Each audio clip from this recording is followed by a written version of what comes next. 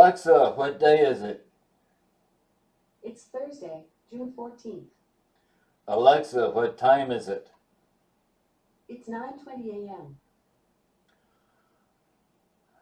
Hello, this is Linton again, and we're going to do another talk. Usually I do these things from the script. I'm going to ad-lib this one.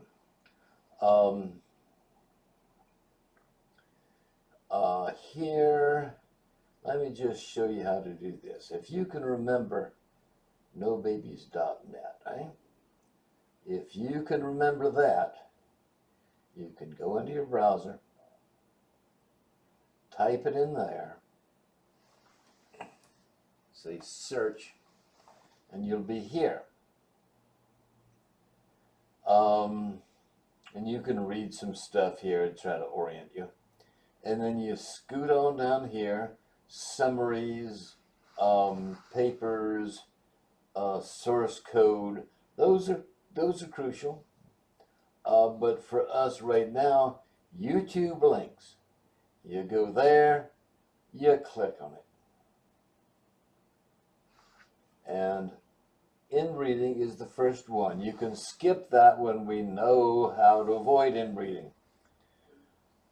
Nobody but people who've read this and a couple of friends who immediately suppress the information knows what the mechanism of inbreeding depression is.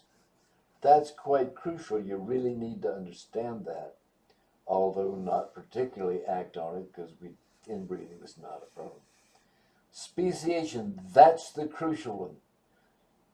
If you read speciation, Sibyl, Iceland, and Denmark, if you read those things, you will understand everything you need to know. Well, no, everything you need to get from me. If you have a heart, you will be at that point embarked on a lifelong quest to fix this. That much. It's 15 minutes each. 1, 2, 3, within an hour of listening to me talk. Now then, studies show that people want to hear from happy young women. And almost everything you get comes from grumpy old men like me. Sorry about that. All right. The bottom line is going to be, if you don't marry cousins sufficiently often and sufficiently close, the line will die out. People say, oh, well, I mean, it's better to marry a fourth cousin than a sixth cousin. Well, what happens to you when you marry someone from the far side of the world? And doesn't make any difference. Think of it this way. If you go out the front door and you jump out, you'll probably be okay. You can take a little jump, you can take a big jump. You can take a flying leap, you're probably okay. If I tried it, I'd hurt myself. First story window, yeah, you'll be okay. Yeah, you may mess yourself up. You may, twist an ankle or something, and you're very likely to get stuck in some bushes. But the point isn't how far out you jump. It's how long you fall. Jump out of the fourth floor window, you got about an even chance of surviving. 10th floor window, you're done. All right? Unless very unusual circumstances. Ain't how far out you jump, it's how long you fall. It's not how distant you choose the person to mate with. It's how many generations it goes on. Hold on to that. All right. So, come up here. Let me just move around here.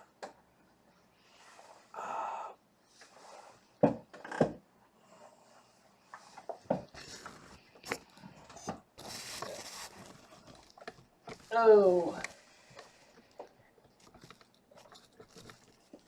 There. I hope you can see that map.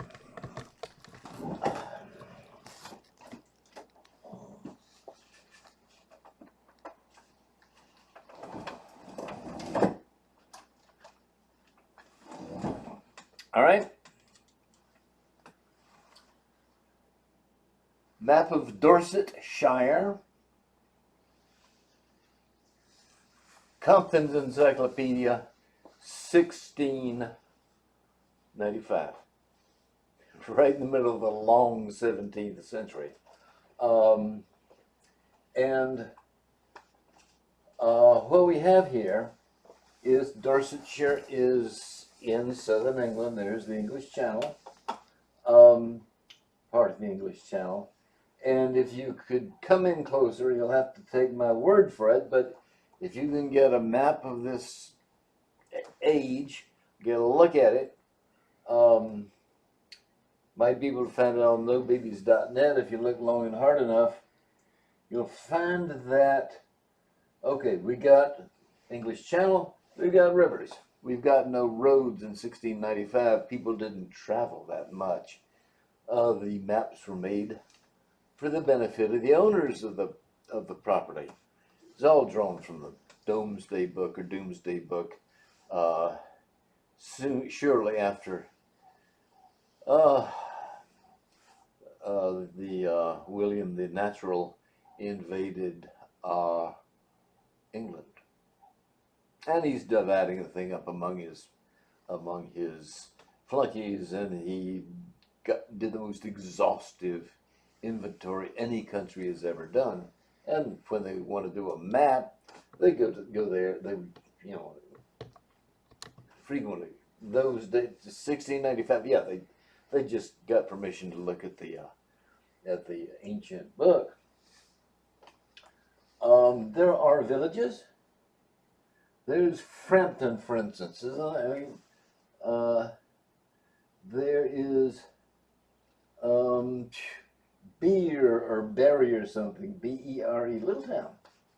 All right, and you can see, I hope, bunch of little villages. I bought this map in Puddleton. Oh, that's a big one, isn't it? All right. If inbreeding is a problem, and it is, or a potential problem, and if outbreeding will eventually kill off an entire population, what's the right number? What can be survived? Let me bring the mic around. Oops.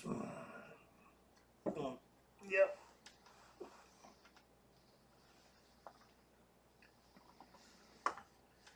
Too much marrying kin that are too close, kill you. Too much marrying kin, we're all kin, that are not close enough, that'll kill you. Kill out your population. What's the best size? Well, the best size is the no-growth size. So, we mentioned the Norman Conquest, 1066, the beginning of a regime, the fall of the Anglo-Saxon government, almost surely because they had run out of young men, whereas the Normans brought a whole bunch of young men with them. And that was the end of the Saxon kingdoms, and, well, it was mostly just Wessex by then. And then the Norman system should have died out 3 years later, in like 1366 or around 1400. But they didn't. Unheard of. It's not that their ruling families lasted forever. They didn't.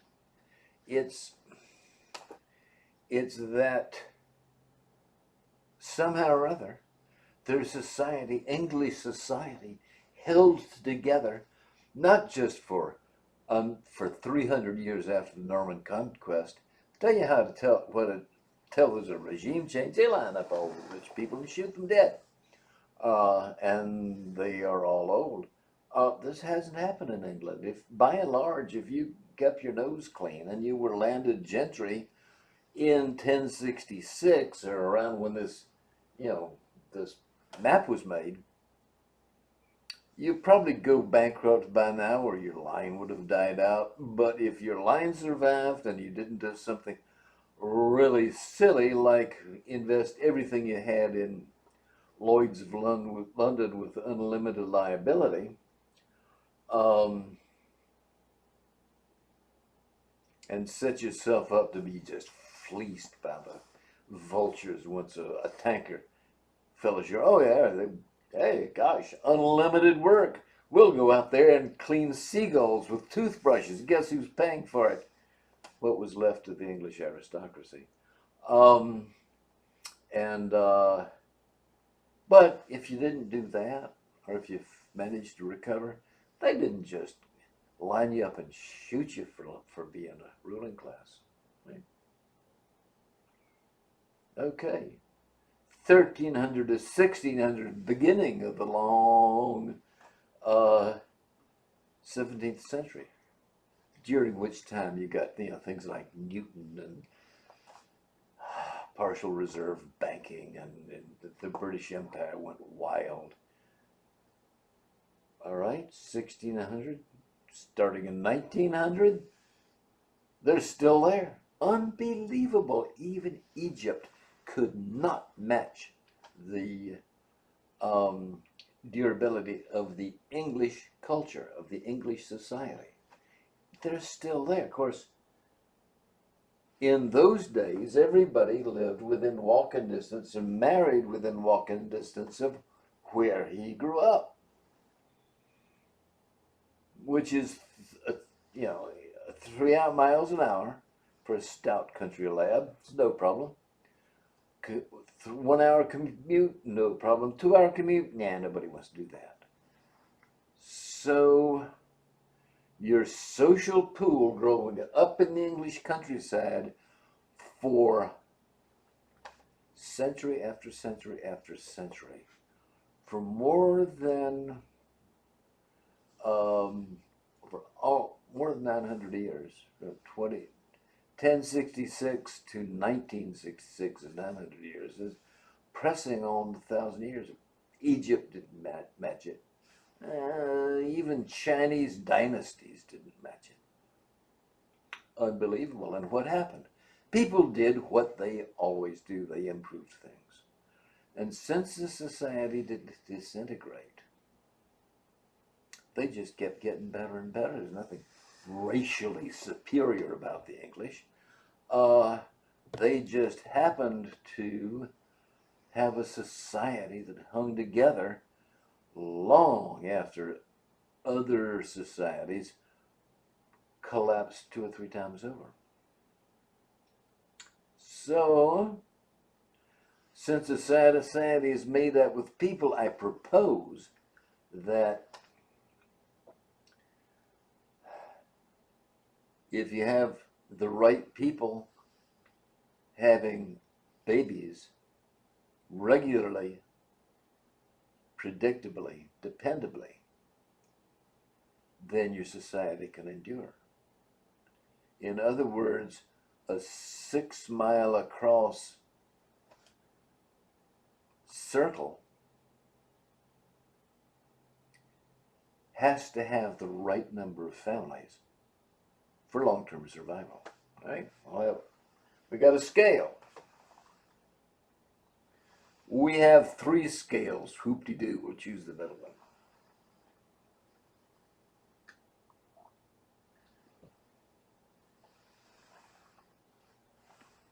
Got that? That's 6 miles on this map. Close, as close as I can make it. It'll be in 3 scales. All right. There. Anywhere you go, it's about 6 miles across. Guess what lies within a 6 mile across circle? The letters HUND. I shouldn't know this map. It's priceless. There's Hund. where are we? Hund, Hund, Hund, Hund. All right, all these words Hund. Hund, and there's about one Hund per 200 for every circle of about 6 miles across. The amount of land that it takes to support a family was called a hide, Hide. And a hund is enough land to cover 100 hides. In other words, within one hund or 100, there are 100 families. So, no roads, but I don't see any maps lying around nowadays. Well, used to get maps from the filling station. Hell, they never gave you hund. Those maps are made by travelers. This was made for landowners. So you could look it over and say, oh, I see, we got to so many huns. Now I know I have effectively more land than that guy over there, but not as much as this guy here. All right. Which was important when they were divvying up all of England among a handful of invaders. So a hund is the right number, 100. 100 families.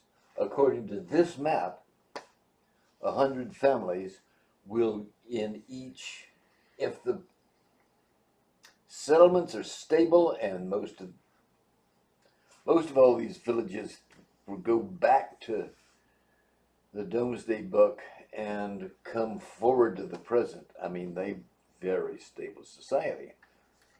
Stable society, density of a hund per 6 mile circle.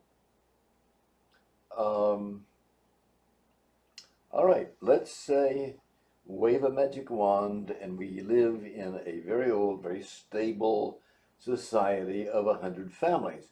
Well, that says we're probably not growing or shrinking. If we were, the society wouldn't be stable, would it? Okay, might have a little tendency to grow, and we send kids off to the city where, of course, they die out. But that's okay. The city keeps luring people in. All right. Let's say you're a boy. Doesn't matter. We'll say you're a boy. And you are living in a community of 100 families, which means there are roughly 200 children in the community, just like there are 200 parents. Those children get turned over, a new generation gets started every 30 years. Well, 200 divided by 30 is 20 divided by 3, roughly 7, let's call it 6. All right. So in any one year, there are 6 children born, 6 babies every year, on average. All right, 3 males, 3 females, right? So you've got, if you're a boy, you have 3 girls your age that you can marry into, and it's not simply suicide for your community. Little girl, you got 3 boys. That's it. Now, sometimes you might have more, sometimes you might have less, but on average, you have to choose among 3. Now, I don't know if it happens any longer, but in the old days, what would happen is a teenage girl would fall in love, and they do, or did. Been a long time since I was there.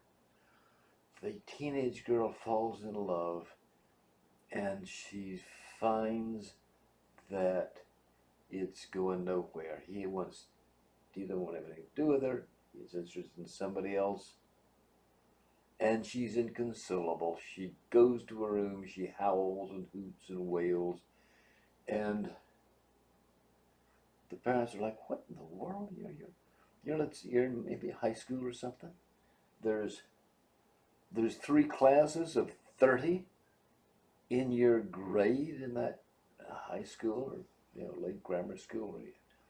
You got 50 boys from your school alone to choose from, and you lost one of them, and you think that's, and she's acting like it's the end of the world. Well, it's not just, of course it is, if it's unlikely that in modern world she would have found, much less fallen in love with, a cousin of the Hund-sized community. But if she had, and she lost him, she'll probably never replace him because the other 2 girls her age have already picked up theirs. So yeah, my life is over. I don't know whether the adolescent girls do that any longer. It used to be so predictable you could almost be amused by it if you were cruel enough. But that's it. It's all a matter of cruelty. Somebody pushed her into a community where she never had a chance. And her instincts tell her that if she loses her true love, and she'll never get over him, she'll be trying to replace him the rest of her born days.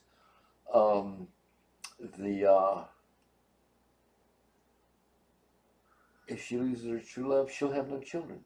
The entire community will die. Yes, it is the end of the world. It's worse than that. Now, I've got insects and lizards I really enjoy watching. They don't make the greatest pets, but they're interesting. I like them, right? I don't think they have much self-awareness. I don't think they can follow much of a line of reason. They can socialize. They feel things. I know people think I'm imagining it. Maybe. But you take human beings out of the picture, and what's left ain't very bright. It's not just the end of people. The universe is going to go insane. So, why is she crying? Because the universe is going insane, and whose fault is it? It's whoever set up the system where she never had a chance. So if you have any pity in your heart